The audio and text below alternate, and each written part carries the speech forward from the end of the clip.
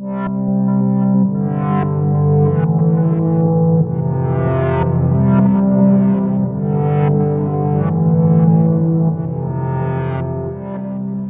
Contador de Histórias.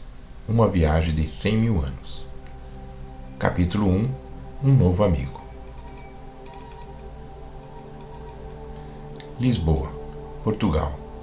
Em 1984, o pesquisador Raul Bernardo entra mais uma vez em sala de aula na maior universidade daquele lugar.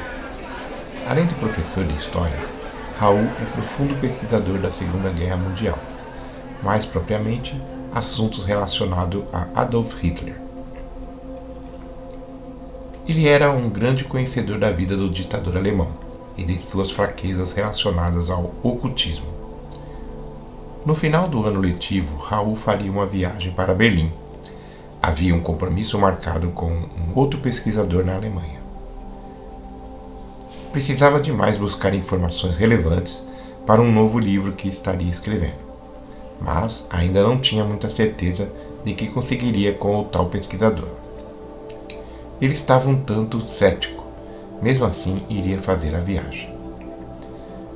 No dia 15 de dezembro daquele ano, preparou para o embarque. Estava um dia frio, com o céu fechado e triste, mas lá estava ele, pronto para o embarque. Boa viagem, senhor. Aperte os cintos para a decolagem, alertou a aeromoça. O voo foi de um pouco mais de 3 horas. Ao desembarcar, Raul chamou um táxi que o levou ao hotel. No dia seguinte, encontraria com alguém que ele não conhecia muito, mas que ele respeitava por ser alguém que viveu a Segunda Guerra Mundial, mas odiava os nazistas. Seu nome era Hans Humbert, um senhor de meia idade com cabelos grisalhos e de barba longa. Depois da Segunda Guerra, Hans trabalhou fora de seu país. Participou de assuntos estratégicos para algumas empresas americanas e aprendeu a falar inglês, francês, espanhol e português por necessidades operacionais. Começou a fazer pesquisa após o término da guerra e nunca mentiu a respeito do seu interesse sobre o mesmo assunto que Raul pesquisava. No dia marcado, o português saiu do hotel pela manhã e se dirigiu a um congresso que acontecia em uma universidade de Berlim. Lá, Hans estava apresentando seus estudos que fez durante quase 30 anos. Good morning, Sir Harry, Sir Bidder Bless. Bom dia, senhor. Por favor, sente-se ali, disse um dos coordenadores do evento na universidade. Raul não entendia muito bem o alemão, mas se preparou para compreender algumas frases mais necessárias. Até ali vinha dando certo a sua estratégia. Na apresentação de Hans ficou mais fácil de compreender, pois o idioma usado era o inglês. Para Raul era sua segunda língua. Durante a apresentação do alemão, nada de novo. Afinal, ele estudava as mesmas coisas, os mesmos assuntos e quase as mesmas pesquisas. Chegou até a pensar que teria perdido a viagem ao vir nesse encontro. No término da palestra do Sr. Hans, um assistente que fora informado sobre o encontro dos dois pesquisadores aproxima-se de Raul e diz: Sr. Raul, venha, ele vai nos receber agora. O português se levanta rapidamente e acompanha o rapaz até uma pequena sala, do outro lado do palco. Ao chegar, observa que existe uma meia dúzia de pessoas ali ao redor do palestrante. O assistente então se aproxima e cochicha no ouvido de Hans. O alemão olha para o lado e pede licença a todos que ali estavam. Caminha até Raul e abre os braços saudando. Meu amigo, como vai? Que bom que veio. Não faz ideia de como eu estava ali esperando. Raul ficou até desconcertado com tamanha cordialidade daquele homem simpático. É o Sr. Raul, estou certo? Seu português era um tanto arrastado, mas era muito bom, até dava para ignorar o sotaque. Sim, sou eu mesmo, Sr. Hans. Não, Para você, somente Hans. Ok, Hans, corrigiu Raul rapidamente. Vamos, meu amigo, precisamos ir logo. Temos muito para conversar. Os dois homens saem do saguão da universidade e se dirigem a um veículo estacionado no pátio do prédio. Hans vai ao volante, que é ocupado por um motorista bem caracterizado. Usava o uniforme da empresa onde o alemão trabalhou por muitos anos. Esse é Helmer, meu motorista e confidente. Mas não se preocupe, ele só fala alemão. Hans diz isso soltando uma alta gargalhada. Por favor, entre no carro. Helmer, bitte bringe mich nach Hause. Helmer, por favor, me leve para casa.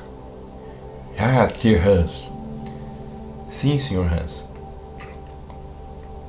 Me conte, Raul, o que pretende levar daqui como conhecimento?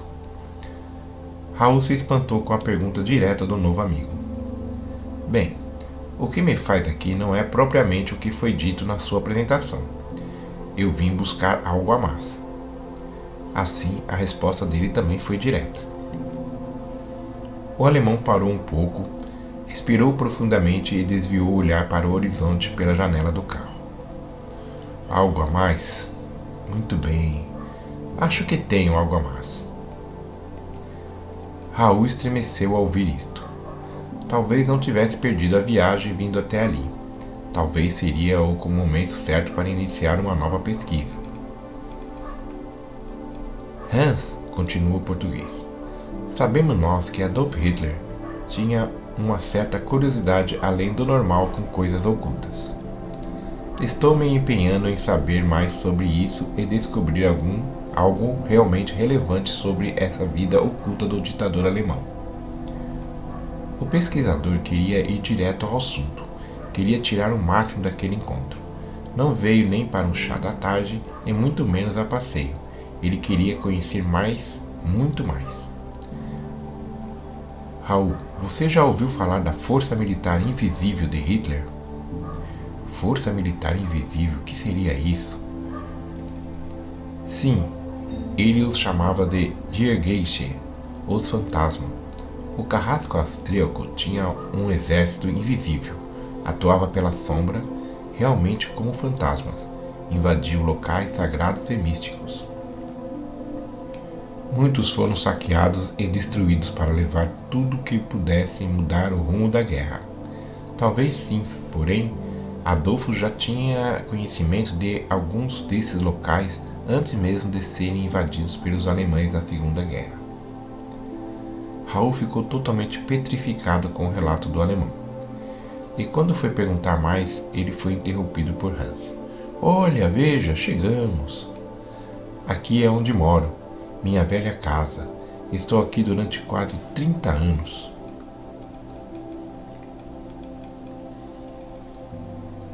Assim que a guerra acabou, voltei para cá. Quase tudo estava destruído. E essa casa foi uma das poucas coisas que sobreviveu, assim como eu. O antigo dono morreu na guerra. Provavelmente um judeu, mais um que foi morto injustamente. Bem, era uma pechincha quando eu a comprei. Aliás, quase tudo aqui era. Nada aqui tinha valor quando a guerra se foi. Muito trabalho, meu amigo, continua Hans. Muito suor caiu dos rostos dos sobreviventes, acordados daquele pesadelo onde nossa nação se enfiou, uma loucura infinita. Ele falava tudo aquilo de maneira melancólica, sofrida e triste. Dava para sentir tudo o que viu e sentiu passando pelos seus olhos novamente. Apesar da guerra ter sido iniciada pelos alemães, muitos não sentiam nenhum apreço pelas ideias dos nazistas. Achavam tudo aquilo uma verdadeira loucura. Hans era um deles. Danke, Helmer. Ich habe Sie hier reglens. Obrigado, Helmer. Deixe-nos aqui. O motorista para em frente à entrada principal. Venha, Raul. Venha, vamos entrar. Tenho muito a lhe mostrar. Os dois homens descem do veículo e entram na enorme e velha casa em Berlim. Capítulo 2. A conversa. Ao entrarem na casa de Hans, é recebido pela governanta, uma senhora que aparentava uma idade um pouco mais avançada que a do alemão. Seu nome era Madeleine Schumann, e Hans a tratava com muito carinho e ternura. Guten Herr Hans, Herr. Boa tarde, Sr. Hans. Deixe-me aqui seu casaco. Hans retirou o casaco e fez uma brincadeira com o que deixasse cair, soltando novamente aquela gargalhada. Halder, Madeleine, Halder. Segure, Madeleine, segure. Madeleine segura o casaco e empurra seu chefe em um clima muito divertido. Madeleine, das ist Herr Hall, mein Freund. Madeleine, esse é o Sr. Raul, meu amigo. Herr Hall. Seja bem-vindo, Sr. Raul, respondeu a mulher muito sorridente. Apenas acene com a cabeça caso não tenha entendido, diz Hans a Raul brincando. Como o português realmente não havia entendido, fez exatamente isso. Balançou a cabeça e sorriu. Venha, Raul, vamos subir ao meu escritório. Logo Madeleine vai nos preparar um gostoso chá e algo para comer. Falando em alemão, ele fez esse pedido a Madeleine, que prontamente saiu se dirigindo à cozinha.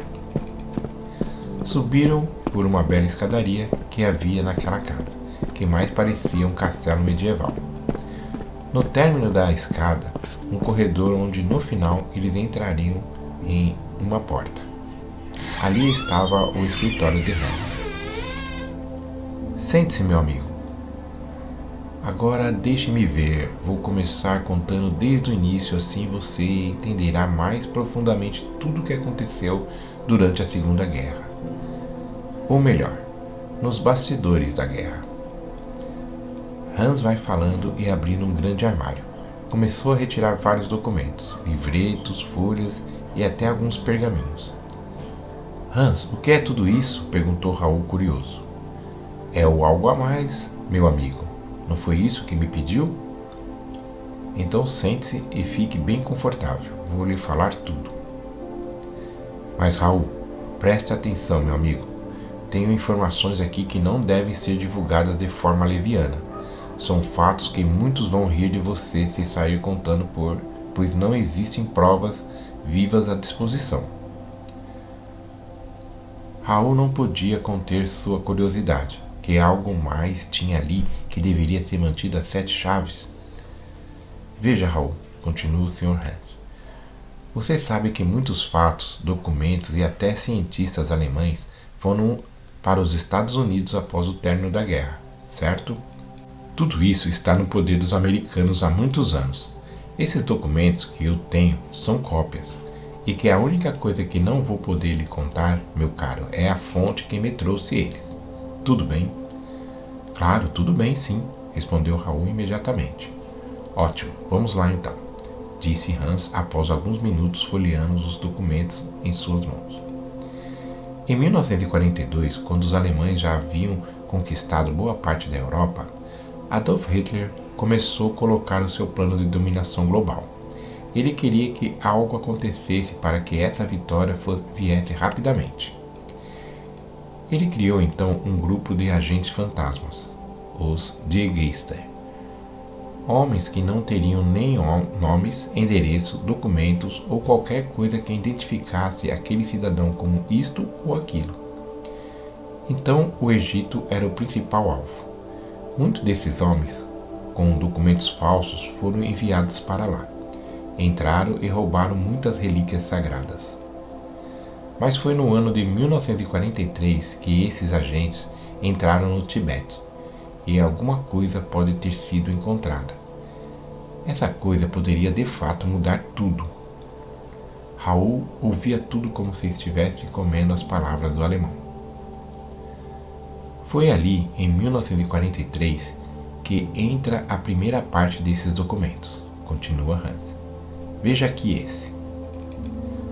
Falou isso colocando nas mãos de Raul um papel velho, catalogado em 1943 com o título Tibet Crystal. Cristais do Tibete. Uma folha bastante amarelada, mas que dava para ler bem, apesar de estar toda escrita em alemão. Hans a pega das mãos de Raul e começa a ler. Aqui diz, continua o alemão. No alto da cordilheira tibetana, em um monte chamado Morro Azul, encontra-se uma caverna. Lá dentro foi encontrado um baú feito de pedra maciça e dentro uma dúzia de cristais verde esmeralda. Esses cristais teriam supostamente vindo do planeta Marte e foram armazenados em uma das pirâmides do Egito por muitos anos, sendo então saqueados várias vezes e por fim essa dúzia foi parar neste lugar. Raul não entendeu essa questão de supostamente os cristais serem de Marte. Pede um tempo para o Sr. Hans e pergunta: Hans, como assim de Marte? Você irá entender logo mais, meu amigo, eu lhe garanto. Dito isso, Raul então deixou que ele continuasse a ler os documentos. Havia uma descrição junto aos cristais, continua Hans, de como eles funcionariam para atravessar a fronteira dimensional. Junto aos cristais, um esquema bem detalhado de como criar uma máquina capaz de romper as dimensões e, com isso, o tempo. Sim, concluiu Hans, uma máquina do tempo que funcionava com os cristais como combustível. Ela poderia ser criada pelos alemães, e aqueles cristais, ao serem colocados em um motor elétrico, onde a carga passasse por ele, liberaria uma energia eletromagnética poderosa, capaz de reproduzir a tal dobra do espaço-tempo de Albert Einstein. Com o projeto nas mãos dos nazistas, continuou o Sr. Hans, a construção começou a ser realizada. A máquina foi intitulada de Die Glocke, o sino. De repente, alguém bate na porta. Já, Stuart. Sim, quem bate?Iter, Schier, is habit his hands mit Frankreich. O seu chá, senhor, trouxe biscoito de limão. Era Madalene trazendo o chá da tarde. Capítulo 3. O sino. Após um revigorante chá, os dois homens começaram a verificar todos os documentos que ali estavam. Raul, como não entendia muito a língua alemã, olhava as figuras e desenhos e sempre recorria ao Sr. Hans para tirar as suas dúvidas. Hans, pergunta o português, como é que essa máquina funcionava? O velho alemão olhou para a folha de papel e buscou lembranças profundas, talvez algum lugar onde ele já havia passado. Na Polônia, na cidade de Venceslas, havia uma base super secreta alemã. Foi lá que o Die Glocke foi elaborado e posto em funcionamento. Ele era muito instável, continua Hans. Precisava ser amarrado em base de concreto para não sair dali voando sem paradeiro. Fizeram exaustivos testes até que conseguiram fazer um deles funcionar. Ele viajou 10 minutos para o futuro. O único problema é que não sabiam exatamente onde ele iria reaparecer. E quando não esperavam, bum! Ele aparece repentinamente dentro de uma sala com diversos cientistas que estavam trabalhando. Acabou matando 2 deles e feriu outros 3. Mas na quarta versão, eles já conseguiram estabilizar o protótipo e regular a trajetória de sua viagem. Raul via tudo como uma criança na qual escutava histórias de seu pai. Engolia aquelas palavras extremamente interessado no que Hans falava. Quando em vez interrompia para perguntar algo. Mas Hans, pergunta, Hitler conseguiu, enfim, a sua arma? Vamos chegar lá, meu caro amigo, disse o alemão, soltando mais uma vez daquelas suas altas gargalhadas.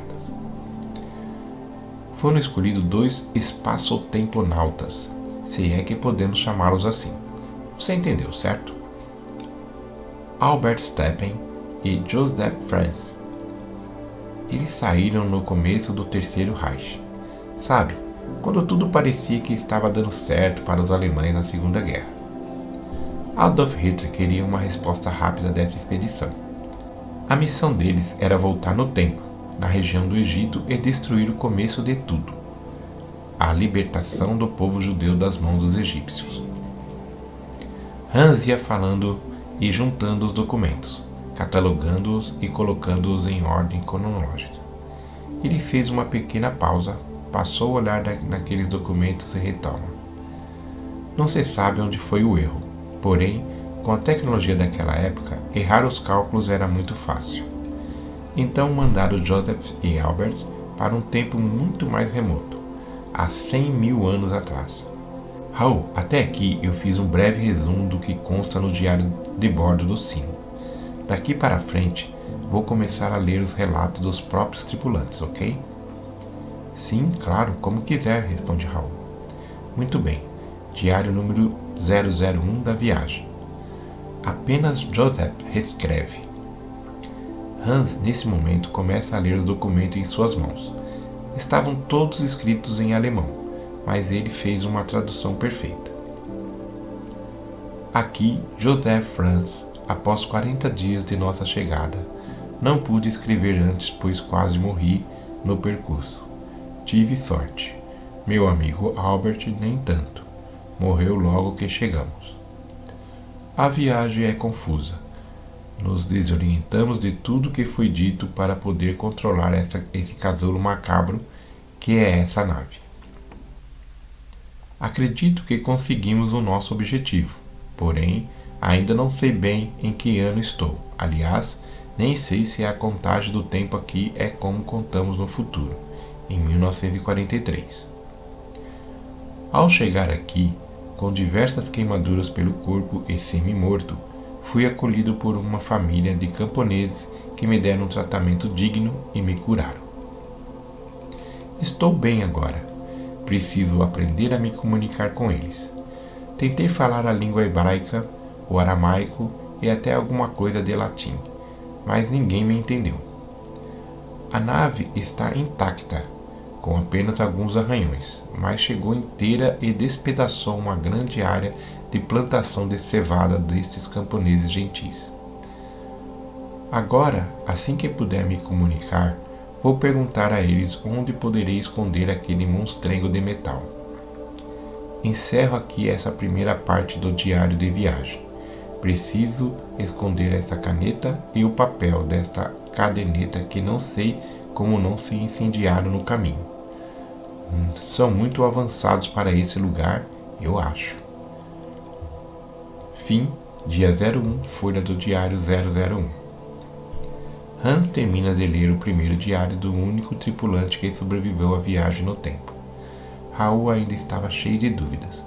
A maior delas era saber como aqueles diários voltaram em tão boas condições de uma viagem tão inacreditável. Mas ele não quis interromper a explanação de Hans, que já estava em mãos com o diário número 002 de Joseph. Raul, continua Hans com muita seriedade. Esse homem viajou 100.000 anos atrás, e ele encontrou uma outra civilização, e o que é mais fascinante, mais avançada que a nossa. Olha o que ele começou a descrever a partir desse diário de bordo 002. Ele ficou algum tempo sem escrever e voltou depois de 100 dias, após o primeiro. Preste atenção. Hans continua a leitura dos diários de Joseph. Diário de viagem no tempo 002, dia 145. Acredito eu, de minha chegada aqui. Sou Joseph Franz e estou em um local maravilhoso. Estou ajudando minha nova família a cultivar novos tipos de grãos. Hans dá uma pausa na leitura e explica. Parece que, pela história de vida de Joseph, na qual eu pesquisei, ele foi filho de agricultores em Hamburgo, lugar onde nasceu. Então, conhecia muito de cultivo de grãos. Dito isso, ele continua a leitura. Este ano estamos cultivando milho e já consigo falar muitas palavras com eles, principalmente com Hestel. Nunca vi uma mulher tão linda, mas mantenho distância apesar de notar que ela me olha diferente também. Hestel interrompe a leitura novamente Hans para explicar. Preste bastante atenção neste nome. Talvez ela seja a mudança de tudo nessa história. Capítulo 4. Joseph e Hestel. Bem, vou continuar a leitura, falou o alemão com o papel na mão. Apesar de observar a beleza desta linda mulher, eu não posso me afastar do foco da missão, e coloquei esse comentário só para dizer que aqui já existe beleza feminina. Fui ao mercado de vendas hoje com Huster, pai de Hestel e dono da fazenda. Tudo que ele me mostrou é de fato impressionante. Existe nesta cidade uma enorme biblioteca que vou poder frequentar no próximo verão, pois haverá uma pausa nos nossos trabalhos na fazenda. O milho parece ser uma certa novidade aqui, e vende como água. Huster está até feliz comigo e com as técnicas que eu ensinei a ele nesse cultivo. A cidade tem 2 níveis. O mais elevado estão as grandes pirâmides. São lindas e completamente brancas, revestidas de uma espécie de quartzo retirado do leito do rio. No topo existe uma outra pirâmide menor feita de ouro. Não podemos chegar muito perto, pois aqui precisa ser ou ter muito destaque para se aproximar dos homens divinos que vivem próximo delas. Huster disse que eles são diferentes de nós. Têm a cabeça alongada e são muito altos, passando dos 3 metros de altura. O que Huster me disse sobre eles é que esses homens são antigos, muito antigos. Existem há dezenas de milhares de anos e que vieram de Marte. Não sei se acredito muito nessa história de Marte, mas vou pesquisar e tentar descobrir algo na biblioteca dessa cidade. Termino aqui o Diário 002, dia 145. Raul não conseguia acreditar naquela história, e ainda, como toda essa informação chegou até os dias de hoje, como já estava deixando o ceticismo dominar seus pensamentos, faz uma intromissão na leitura de Hans, que já estava pronto para ler o Diário 003, e pergunta: Hans, como isso chegou até aqui? O alemão olha com um olhar meio que frustrado para a leitura e começa a explicar. Muito bem, continua Hans. 1965, na Pensilvânia. O incidente de Kecksburg. Você ouviu falar? Sim, algo como que uma nave em formato de sino caiu por lá. Isto mesmo, essa nave estava quase vazia. Ela foi recolhida pelo exército americano e levado para uma base. Lá descobriram que dentro dela só havia um baú feito de metal forte e dentro dele todos esses documentos. Está em um dos diários de Joseph, o propósito desta nave. Deixa eu ver aqui, acho que é um dos últimos dos diários. Aqui está, diário de bordo número 65. Ele fala por que a nave voltou vazia. Raul, apesar de ter pouco mais de 65 diários, eu só tenho comigo 15 deles. Mas eu garanto para você que tem alguns aqui que vai deixar você de queixo caído. Para lhe explicar como foi que os diários chegaram aqui desse jeito, vou resumir o de número 65. Joseph, continua Hans a explicação ao amigo, não quis mais voltar. Ele se casou com Hestel e tiveram filhos e ficou por lá. Um homem do futuro que morreu no passado. Que mundo estranho esse nosso, não acha? Mais uma vez, o alemão solta aquela gargalhada e continua. Parece, meu amigo, que ele mandou a nave de volta usando os mesmos cristais que o mandaram daqui para lá, e que existiam bastante naquela época. Só que mandou vazia, somente com seus diários. Diz Joseph que não deixaria Hestel por nada, que viveria para sempre ao seu lado. Isto não é lindo? Raul sorri e fica quieto. Pensou que o ceticismo não ajuda em nada mesmo. Olha só como tudo se encaixa com perfeição. O homem foi para o passado para completar sua missão. Porém, algo tão bom em sua vida o fez ficar por lá. Mas, como bom soldado que era, tentou completar sua missão. O único problema, diz Raul após um banho de meditações, é que a nave chegou aqui bem depois do final da guerra. Graças ao bom Deus! Grita Hans com os braços erguidos para o céu. Graças ao bom Deus!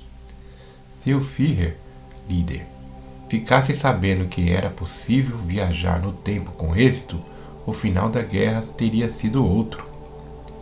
Raul viaja nos pensamentos imaginando como realmente seria e sentiu até calafrio só em pensar nisso. Mas Hans, vamos lá, meu amigo, continue. Você me disse que tem diários que vai fazer meu queixo cair. Quero vê-los. O alemão olha para o amigo português com um sorriso no rosto e continua. Claro, claro. Vou então direto para eles. Como disse, não tenho todos. Então deixa eu ver aqui. Esse aqui, o de número 22. Me parece que já temos 5 anos de estudo de Joseph na biblioteca e ele aqui trabalha diretamente para o setor de produção de alimentos.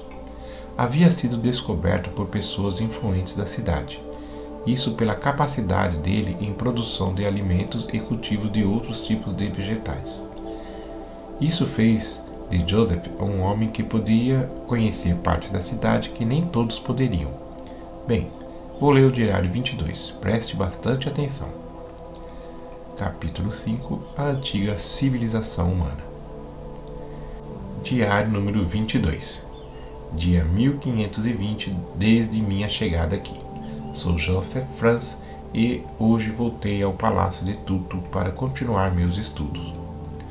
No livro sagrado de Tutu, conta que Marte era a Terra-mãe e que a Terra é a filha. Viagens de ida e vinda entre os dois planetas eram feitas pelos Corféis, veículos semelhantes a naves em formato de pirâmide que iam e vinham do planeta Corte ao planeta Colônia, Marte e Terra, respectivamente. Acontece que, o que me parece, há cerca de 50 mil anos dessa presente data, o planeta Corte, Marte, teve uma tremenda escassez de energia, obrigando os seus habitantes a migrarem para a Terra e aqui permanecerem. Existia já na Terra uma espécie de humanoides largatos, que tinham uma tecnologia inferior e por isso foram subjugados pelos homens de Marte. Essa escassez de energia de Marte fez com que habitantes de lá construíssem uma grande máquina, sugadora de energia do Sol. A Tendera era o nome dessa máquina. O único problema é que funcionou por longos 150 anos muito bem, mas que um certo dia houve um colapso e ela explodiu. A explosão foi tão grande que rasgou um Grand Canyon no solo de Marte, maior que o que temos em terras americanas em mais de 1000 vezes. Pedaços e a atmosfera do planeta foram lançados para o espaço, e toda a vida que lá havia se extinguiu em segundos. Só sobraram os que estavam aqui na Terra, e agora vivem com a energia gerada pela Grande Pirâmide. Eles guardam os valiosos cristais marcianos em um estoque de milhares deles. Esses cristais são depositados no topo das pirâmides e dos obeliscos, gerando energia para todos. Porém, eu acho que um dia eles irão acabar e tudo aqui vai perder a sua fonte de energia. Jamais imaginei que o nosso planeta foi um dia colônia de outro mundo. Aqui termino o diário 22. Raul estava realmente de queixo caído. Que história fascinante! Agora entendi aquela tecnologia do Egito Antigo. Então, outros povos, até mais avançados do que nós, viveram na Terra. Isso o deixou perplexo. Mas não parou por aí. Hans ainda tinha mais diários de Joseph para ler. E continua lendo outro. Raul, veja o diário número 25. Disse o velho alemão antes de continuar a leitura. Diário de viagem no tempo número 25. Dia 1650 após minha chegada aqui. Meu nome é Joseph Franz. Há uma semana atrás, na minha contagem, esposei-me de Hestel. Agora estou muito feliz e, melhor de tudo, que temos nesse lugar nós podemos desfrutar. Sou agora considerado um sacerdote ou uma espécie disso, pelos supremos seres. Eles são bons, apesar de não se misturarem conosco. Existem 3 tipos de raças nesse planeta. Nós humanos, que parecemos muito com os seres do futuro de onde eu vim. Hestel e toda a sua família são assim. Uma raça inferior de homens que se parecem com largatos, que falam uma língua estranha, mas compreensiva. E os seres divinos, os tais homens de cabeças longas. Nós e os divinos nos interagimos e coexistimos sem problemas. Porém, os homens largatos são hostis e muitas vezes já houve pequenas guerras entre as raças.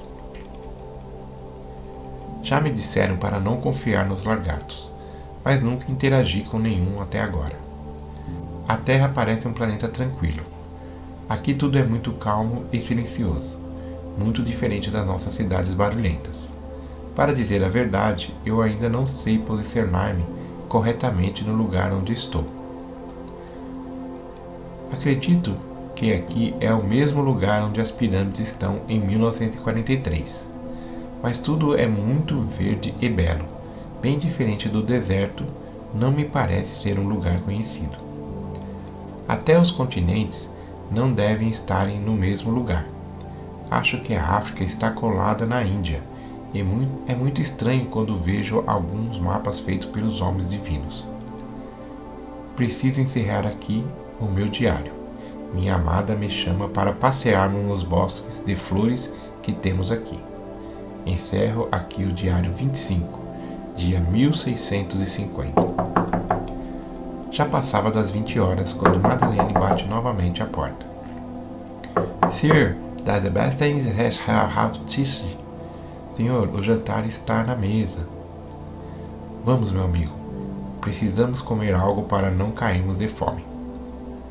Raul não sentia nem um pouco de fome, mas resolveu partilhar a mesa com o amigo. Capítulo 6. O fim da viagem. Depois do jantar, os 2 homens não voltaram mais ao escritório de Hans. Ficaram em animada conversa até o cair da madrugada. Raul estava olhando pela janela da casa e contemplava a beleza do jardim. Mas a sua cabeça fervilhava de tantas perguntas. Hans, após algumas horas, pede para Madeleine mostrar ao português onde ele poderia se recolher. Ela então preparou o quarto de hóspedes e chamou Raul para acompanhá-la. Herr Raul, dear resident he has zero everything. Come me here. Sr. Raul, por favor, vou lhe mostrar os seus aposentos. Venha comigo. Raul fica parado sem saber o que fazer, mas Hans sorrindo lhe explica. Ela quer que você o acompanhe até os seus aposentos. Uma boa noite, meu amigo. O português, meio confuso, seguiu então a governanta que o conduziu até o quarto onde ele iria dormir. Foi uma noite pouco tranquila. Raul não conseguia parar de pensar em tudo que ouviu, mas depois de algumas horas conseguiu pegar no sono. No dia seguinte ele acordou um tanto tarde. A cama, o banho e o quarto eram maravilhosos. Mas ele já estava disposto a ir para o segundo dia de suas pesquisas. Ao sair do quarto, ouviu a voz de Hans que brincava com os cachorros no quintal. Ele seguiu o som daquela voz, pois sabia que era o único que conseguiria se comunicar naquela casa. Raul, meu amigo, bom dia, cumprimentou o alemão.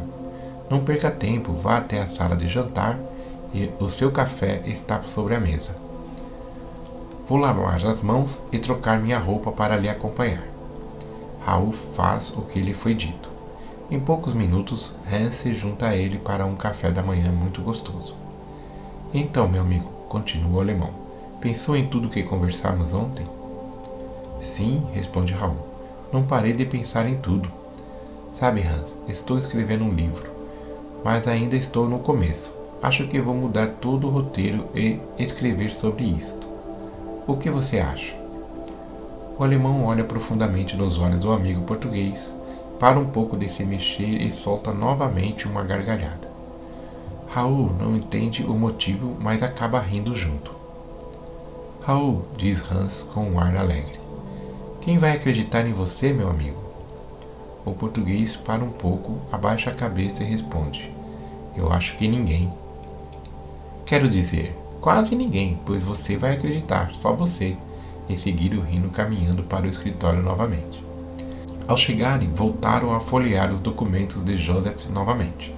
Passaram horas lendo relatórios feitos por especialistas céticos que avaliaram tudo aquilo como falso várias vezes que Hans tentou divulgar. Assim as horas se passaram, rindo de alguns fatos, relatando outros, trocando experiências de vida. Aqueles dois selaram o começo de uma grande amizade. No final do dia, Raul, mergulhado naqueles documentos, diz ao amigo: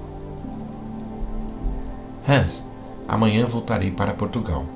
Então, para fecharmos com cereja do bolo, o que você pode me mostrar? O alemão pensa um pouco e diz: Posso lhe mostrar o último diário de Joseph. Como eu lhe disse, meu amigo, eu tenho apenas 15, e o último é esse, um de número 72. Ele se dá após 39 anos da chegada dele lá. Você quer vê-lo? Claro, responde o português. Quero muito. Hans vai até um outro armário, pega a chave de um cofre e empurra uma prateleira. Sim, ali estava um cofre que ele cuidadosamente abre.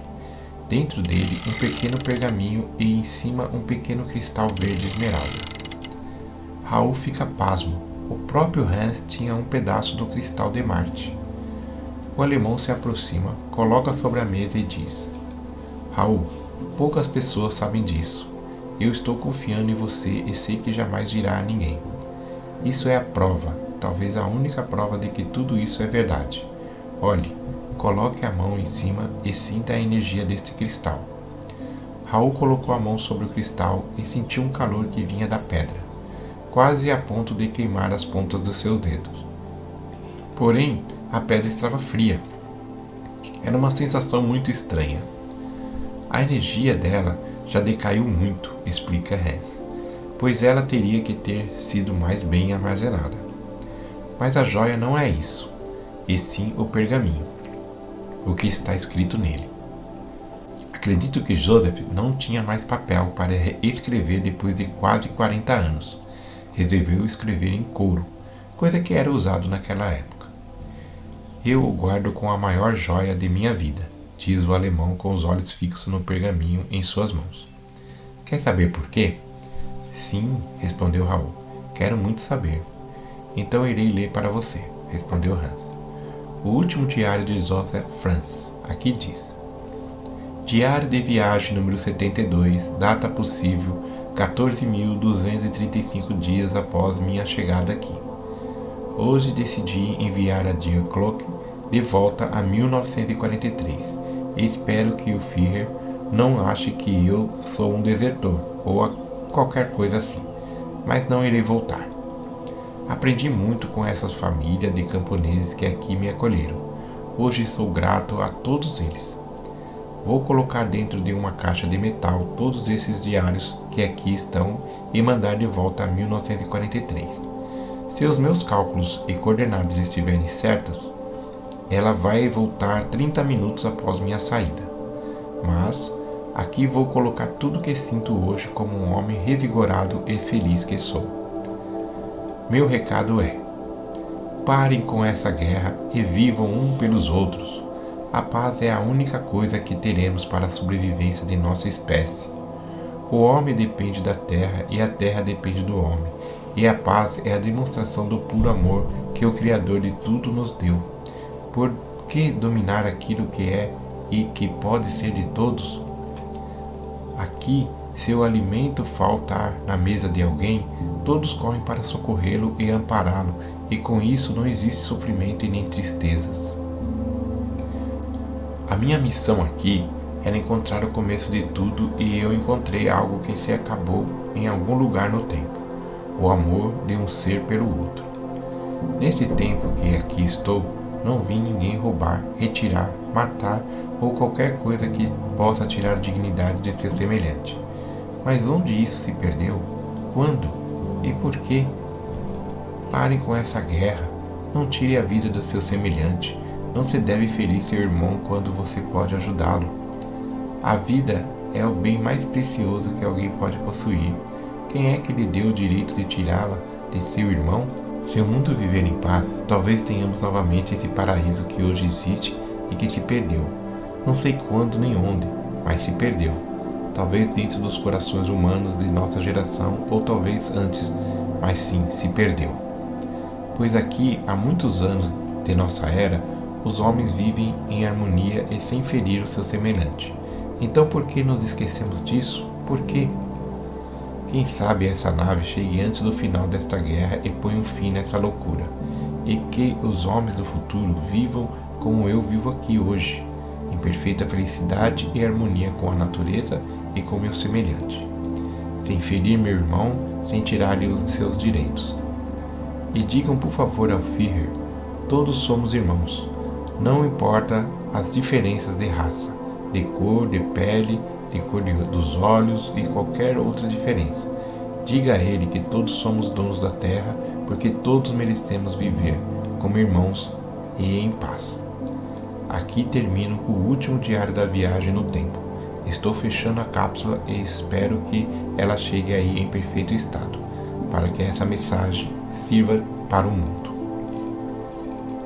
E que o nosso Criador nos guie e nos proteja. Aqui termina o diário de viagem no tempo número 72, dia 14.235 desde a minha chegada. Vou arrancar a suástica da nave e vou colocar palavras com a nossa escrita daqui, dizendo a todos, ame uns aos outros. Joseph Franz, aqui sou Dot Good, na língua local, homem do amanhã. Hans terminou a leitura com uma lágrima descendo pelos seus olhos. Raul com a boca aberta, exatamente conforme dito, queixo caído. Pena que a nave só chegou 20 anos após o término da guerra, disse Hans cabisbaixo.